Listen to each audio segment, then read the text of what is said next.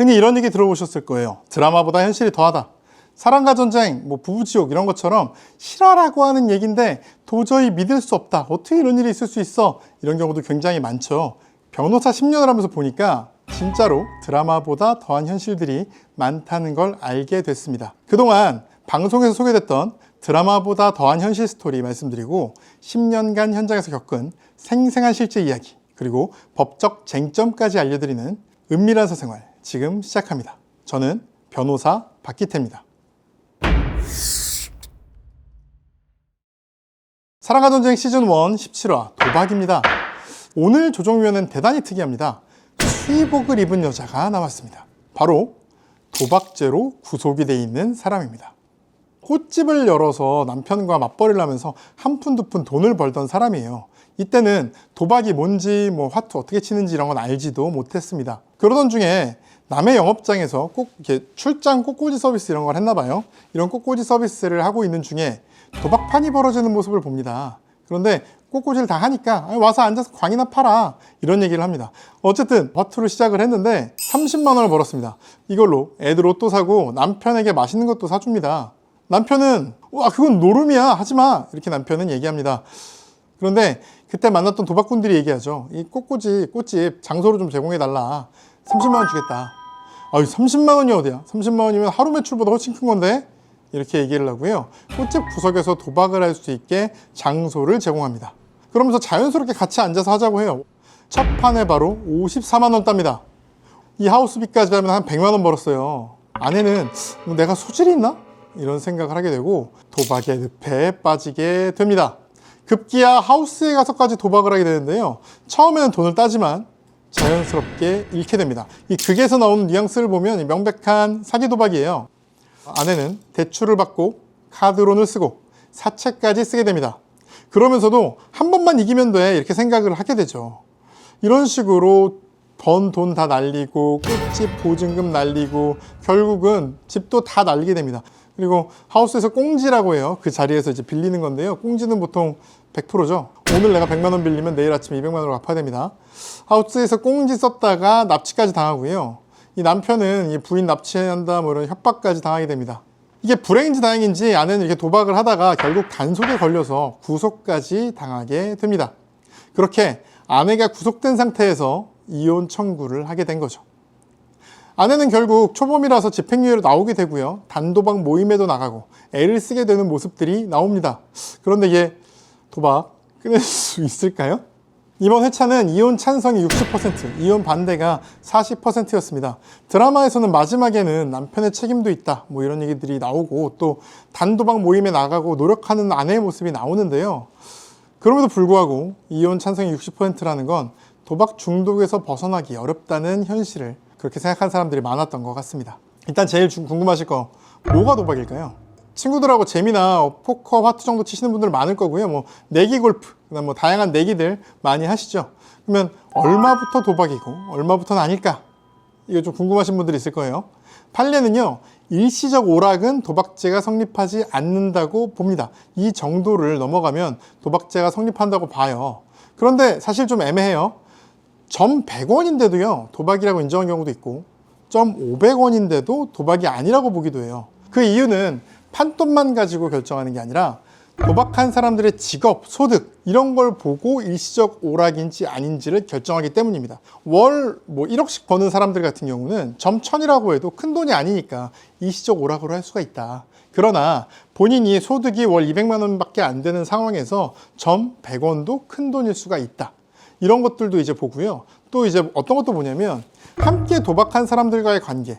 그러니까 명절에 만나서 하는 정도는 사실은 관계상 이거는 상습 도박이라고 보기가 어렵다 이렇게 보고요. 또 도박에 어떻게 하면 이르게 됐는지 이 경위도 굉장히 중요하고 또 얼마나 상습적으로 하는지 이것도 봅니다. 그래서 만약에 친한 사람들과 어쩌다 한번 치게 된 거라면 상대적으로 좀 금액이 크다고 하더라도 그건 일시적 오락으로 보는 경우들이 있습니다. 또 뭐가 도박이냐? 여기서 중요한 거 도박은 우연성이 있어야 돼요. 예를 들어 가위바위보는 거의 우연성으로만 결정되는 거잖아요. 그러니까 이런 경우에는 도박으로 판단될 가능성이 높고요. 제일 도박으로 봐야 될 게 이제 일종의 동전 던지기, 순수한 도박 도박이죠.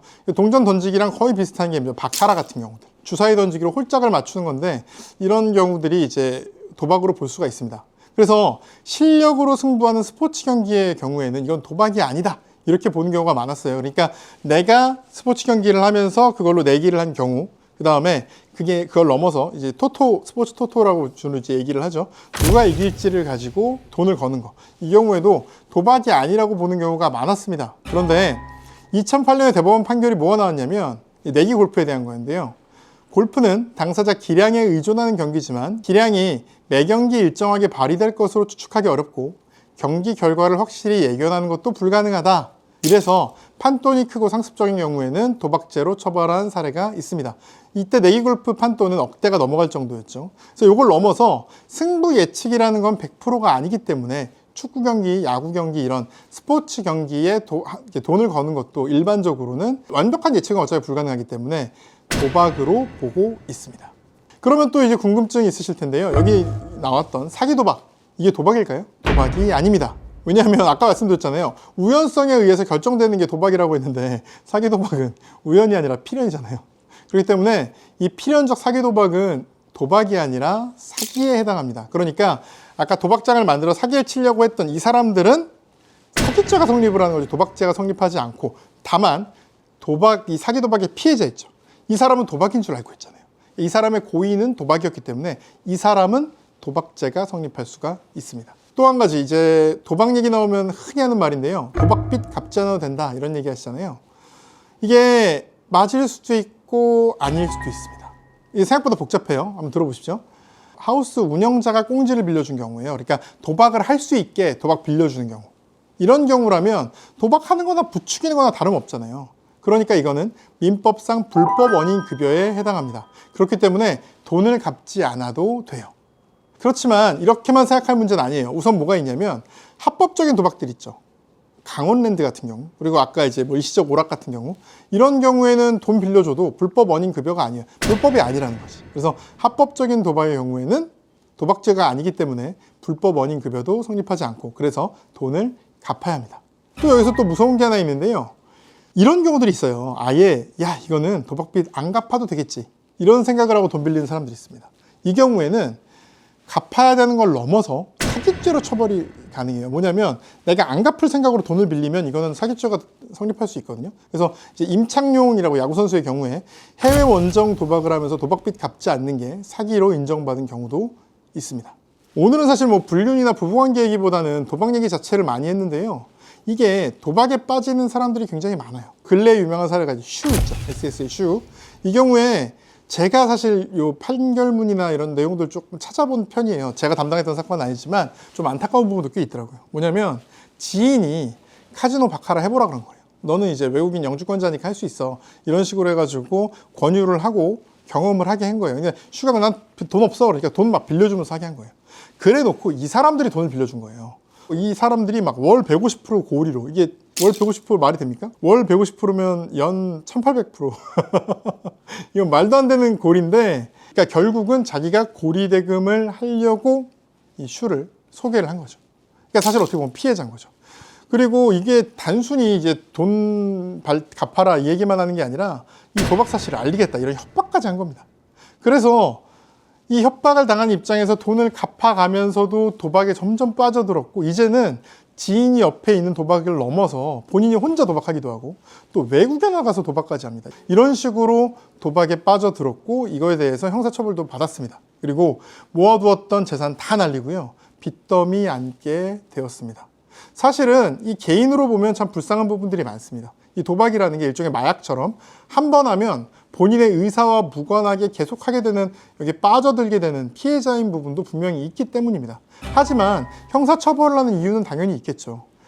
본인이 여기서 정신을 차리고 끊기 위한 노력들을 하고 정신과 치료를 받고, 잘 아시겠지만 이제 강원랜드 같은 경우는 불법 도박은 아니지만 강원랜드 같은 경우에는 본인을 신고해가지고 이제 도박장에 못 들어가게 하는 그런 것들도 있잖아요. 이런 제도들이 생각보다 잘 돼 있는데 이런 걸 이용하지 않고 빠져든 건 그 자체로 문제가 될 수 있기 때문에 국가도 도박죄를 처벌하는 것입니다. 이 도박죄 재범률은 70%가 넘는다 그래요. 이게 굉장히 큰 수치입니다. 그러니까 상대적으로 단속이 도박에 비해서 다른 범죄들은 단속이 쉬운데도 재범률 70%까지 안 됩니다. 도박죄는 걸리기가 어려운데도 불구하고 이 찍힌 재범률이 70%까지 된다는 걸 보면 얼마나 무서운 범죄인지. 그러니까 도박에 한번 빠져들면 나오기가 얼마나 힘든지 알 수 있는 겁니다.